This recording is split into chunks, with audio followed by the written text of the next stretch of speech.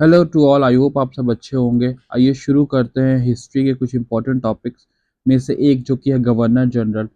हर साल इससे दो चार क्वेश्चन पूछे जाते हैं और हम इसे कितना भी पढ़ लें लेकिन कंफ्यूजन होता ही है और एग्ज़ाम में रिकॉल नहीं कर पाते।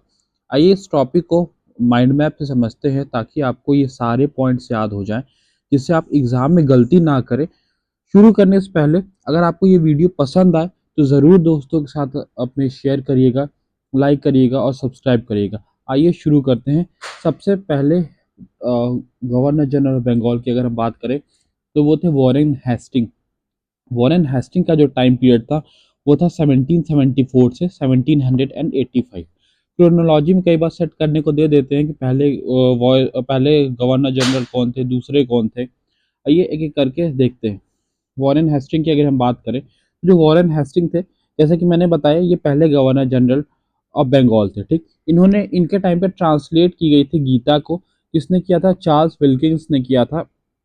और इसी तरह अगर हम आगे चले तो डिस्ट्रिक्ट कोर्ट अगर की जो इस्टेब्लिशमेंट हुई थी, किसके जो डिस्ट्रिक्ट कोर्ट बनाए गए थे, कौन कौन से दो बनाए गए थे? एक दीवानी बनाया गया था, एक फौजीदारी अदालत बनाए गए थे। ये किसके टाइम पे हुआ था? ये वॉरेन हेस्टिंग के टाइम पे हुआ था। ये सारी चीज़ें याद रखिएगा क्योंकि इसी में से कुछ स्टेटमेंट बना के क्वेश्चन पूछे जा सकते हैं। एप्लीकेट कोर्ट बनाए गए थे कलकत्ता में, जिसका क्या नाम था? सदर दीवानी एंड निजामत अदालत। ठीक, तो कलकत्ता में कोर्ट्स बनाए गए थे, कौन से? सदर दीवानी और निजामत अदालत। ठीक है, आगे चलते हुए और क्या किया था वॉरेन हेस्टिंग ने? वॉरेन हेस्टिंग ने एक एक्ट बनाया था। कौन सा एक्ट था वो? रेगुलेटिंग एक्ट था, 1773 में था। इसी तरीके से एशियाटिक सोसाइटी फाउंड की गई थी 1784 में। और किसने की थी? William Jones. किसके टाइम पे हुई थी? तो ये वॉरेन हेस्टिंग के टाइम पे हुई थी। इसको याद रखिएगा ध्यान से कि जो एशियाटिक सोसाइटी थी वो फाउंड किसने किया था? विलियम जोन्स ने किया था। पर किसके टाइम पे किया था? वॉरेन हेस्टिंग के टाइम पे हुआ था। कब हुआ था? 1784 में। हेस्टिंग ने डिवाइड किया था बंगाल को इनटू डिस्ट्रिक्ट में। वॉरेन हेस्टिंग ने जो बंगाल थी उसको डिवाइड किस में किया था? छोटे छोटे डिस्ट्रिक्ट में। कौन से हेस्टिंग ने लॉ को रीडिफाइन किया था? कौन कौन से थे? हिंदू मुस्लिम लॉ को जो हेस्टिंग थे उन्होंने रीडिफाइन किया था, जो भी लॉ थे। अब हम देखते हैं वॉरेन हेस्टिंग के टाइम पे कौन कौन से वॉर्स हुए थे। अगर हम बात करें वॉर्स की तो वॉर्स में हुए थे, सबसे पहला वॉर रोहिलिया वॉर जो हुआ था 1774 में। दूसरा वॉर हुआ था एंग्लो मराठा वॉर। कब हुआ था? 1776 से 1782 तक। और जो तीसरा एंग्लो मैसूर वॉर हुआ था 1780 से 1784 तक। ये सारी चीजें, इतनी सारी चीजें हुई थी वॉरेन हेस्टिंग के टाइम। आई होप अब आपको चीजें भूलेंगी नहीं, आप इसको आप इजीली याद कर सकेंगे। ओके, आइए अब आगे चलते हैं। आगे चलते हुए अगर हम देखें तो जो अगले गवर्नर जनरल थे वो थे, गवर्नर जनरल ऑफ बंगाल थे, वो थे लॉर्ड कॉर्नवालिस, जिनका टाइम पीरियड था 1786 से 1793 तक। तो जो लॉर्ड कॉर्नवालिस थे उनके टाइम पे क्या क्या चीज़ें हुई थी, आइए देखते हैं। तो जो लॉर्ड कॉर्नवालिस हुए थे उन्होंने वो पहला कोडिफाइड लॉ लाए थे, मतलब उन्होंने पहला लॉ में मॉडिफिकेशन किया था। कब किया था? 1793 में। इसको याद रखिएगा, इंपॉर्टेंट है। उसके बाद लॉर्ड कॉर्नवालिस ने और क्या किया था? इन्होंने एक पोस्ट क्रिएट की थी। कौन सी पोस्ट क्रिएट की थी? जो थी डिस्ट्रिक्ट जज की। ठीक है, डिस्ट्रिक्ट जज की इन्होंने एक पोस्ट क्रिएट की थी। इसके बाद अगर हम आगे चलें तो सबसे इम्पोर्टेंट जो इन्होंने काम किया था ये क्या थे? इनको बोला जाता था father of civil services in India. ठीक, जो भी इनको क्या कहा जाता है? Father of civil services. इसको भी याद रखिएगा, ये बहुत इंपॉर्टेंट पॉइंट है। आगे चलते हुए और इन्होंने लॉर्ड कॉर्नवालिस ने क्या किया था? तो इन्होंने सेपरेट किया था किसको? रेवेन्यू और जस्टिस एडमिनिस्ट्रेशन को, दोनों को उन्होंने सेपरेट किया था, अलग अलग बांट दिया था। इसी तरह बंगाल सेटलमेंट कब आया था? 1793 में। किसके टाइम पे आया था अगर पूछे तो क्या कहेंगे? लॉर्ड कॉर्नवालिस के टाइम पे आया था। आइए इसको एक बार रिवीजन करते हैं, रिवाइज करते हैं क्या क्या हुआ था। सबसे पहले लॉर्ड कॉर्नवालिस का टाइम पीरियड कितना था? 1786 से 1793 तक। पहला मॉडिफिकेशन कब हुआ था? 1793 तक। 3 में किसने किया था? Lord Cornwallis. इन्होंने एक पोस्ट क्रिएट की थी। क्या नाम था उस पोस्ट का?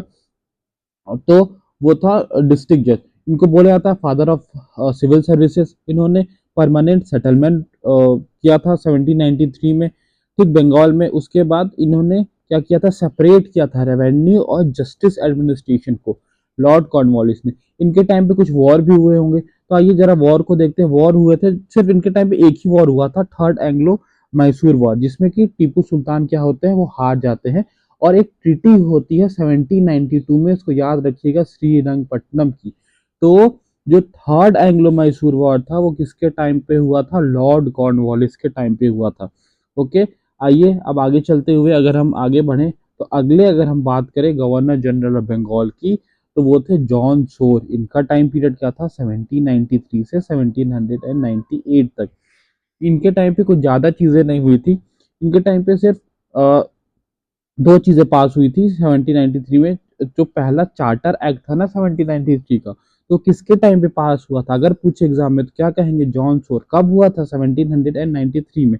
बैटल ऑफ खारदा जो 1795 में हुआ था, किसके किसके बीच में हुआ था ये, निज़ाम और मराठा, किसके टाइम पे हुआ था, जॉन सोर के टाइम पे हुआ था।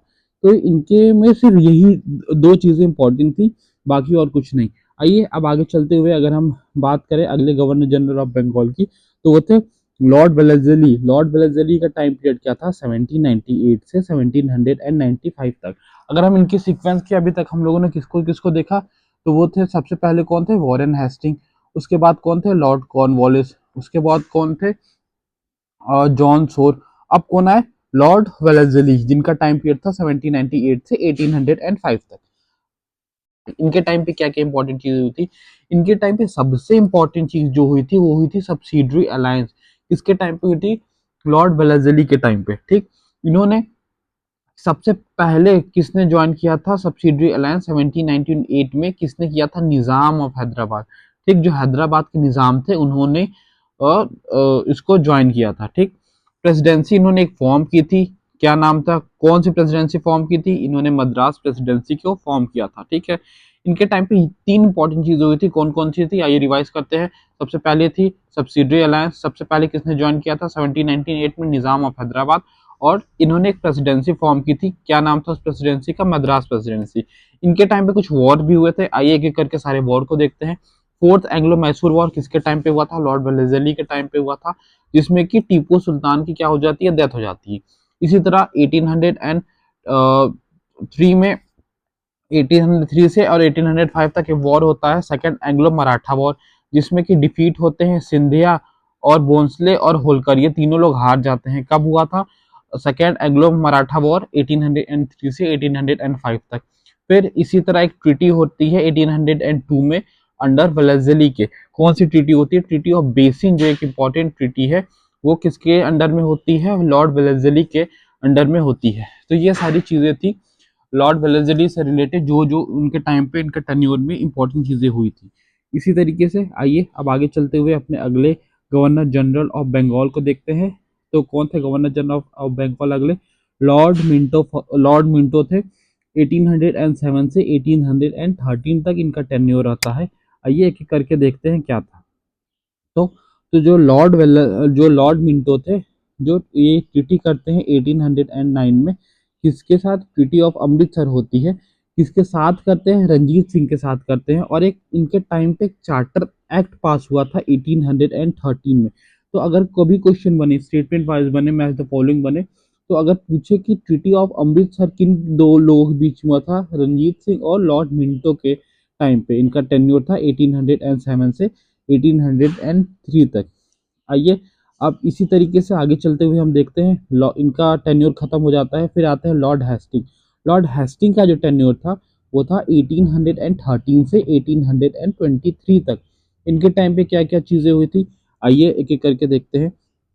सबसे पहले हुआ था सेटलमेंट इन मद्रास, क्या आया था, रैयतवाड़ी सिस्टम आया था, इनके टाइम आया था। लॉर्ड हेस्टिंग के टाइम आया था 1813 से 1823 तक, जो भी इनका टाइम पीरियड था। कुछ पॉलिसीज बनाई गई थी, पॉलिसीज इनके द्वारा बनाई गई थी, क्या थी पॉलिसीज, इंटरवेंशंस करना दूसरों में और वॉर करना, ये इनकी पॉलिसीज का एक इम्पॉर्टेंट पार्ट था, दूसरों में इंटरवेंशन करना और वॉर करना। इनके टाइम पे भी कुछ वॉर्स हुए थे, कौन कौन से वॉर हुए थे, एंग्लो नेपाल वॉर हुए थे, कब से कब तक चला था, 1813 से 1823 तक। ओके, कब से कब तक था, 1813 से 1823 तक। इसी तरह थर्ड एंग्लो मराठा वॉर हुआ था 1817 से 1818 तक। तो ये सारी चीजें हुई थी किसके टाइम, लॉर्ड हेस्टिंग के टाइम, ठीक है। इसी तरीके से अब हेस्टिंग का टाइम पीरियड खत्म हो जाता है, फिर आते हैं Lord William Bentinck. Lord William Bentinck का जो टेन्योर था वो था 1828 से 1833 तक, ओके। आइए, लॉर्ड विलियम बेंटिक ने क्या क्या किया था, सबसे लिबरल गवर्नर जनरल थे ये, इनको क्या माना जाता है, सबसे लिबरल गवर्नर जनरल। इनके टाइम पे एक चार्टर एक्ट पास हुआ था, कौन सा वो एक्ट था, क्या बोलते हैं, 1833 का एक एक्ट पास हुआ था, ठीक। इनको बोला जाता है father of western education in India. इनको क्या बोला जाता है, father of western education in India, ठीक। इनके इनके टाइम पे मैसूर को एनेक्स किया गया था 1831 में, और जो चार्टर एक्ट 1833 का था उसको क्या किया गया था, एंड किया गया था, ठीक। ओके, आई होप आपको ये समझ में आया होगा। अगर आपको ये समझ में आया है तो अपने दोस्तों के साथ ज़रूर शेयर करिएगा।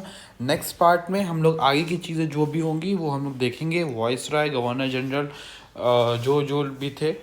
Okay, thank you so much, मिलते हैं अगले क्लास में।